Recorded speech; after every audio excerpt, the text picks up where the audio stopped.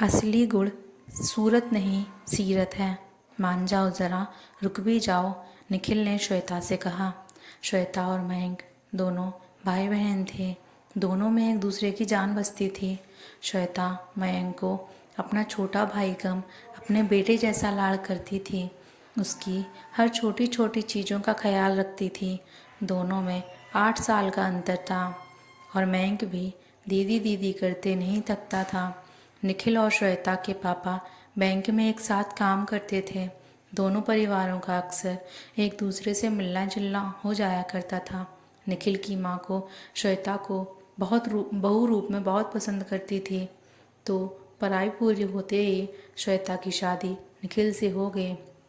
मयंक की भी पढ़ाई आगे बढ़ गई थी। मयंक कॉलेज जाने लगा था।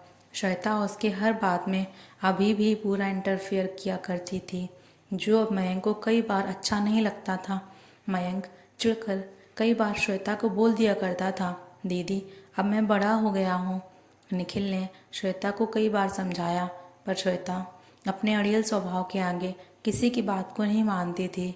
मयंक को अपने साथ कॉलेज में पढ़ने वाली लड़की मेघा से प्यार हो गया।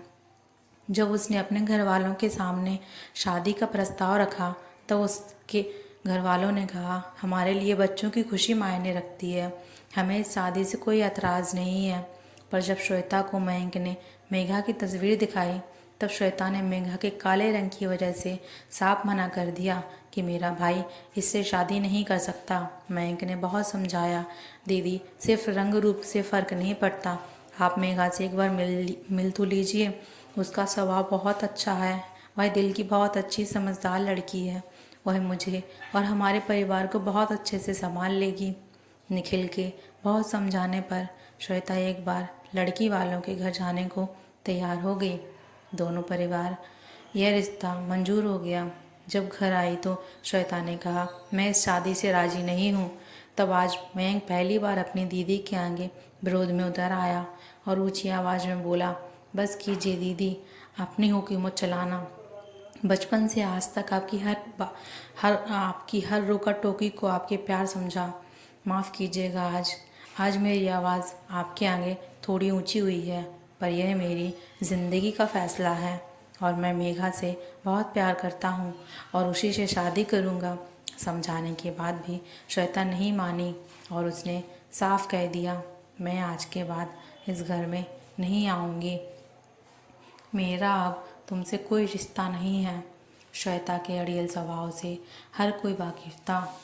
इकलौती बहन होने के बावजूद भाई की शादी में शामिल नहीं हुई। रिश्तेदारों को बड़ी मुश्किल से कई बहाने बनाकर सबका मुंह बंद करना पड़ा। मेघा की स्वभाव की बहुत अच्छी थी और जल्द ही सबके साथ घुल मिल गई।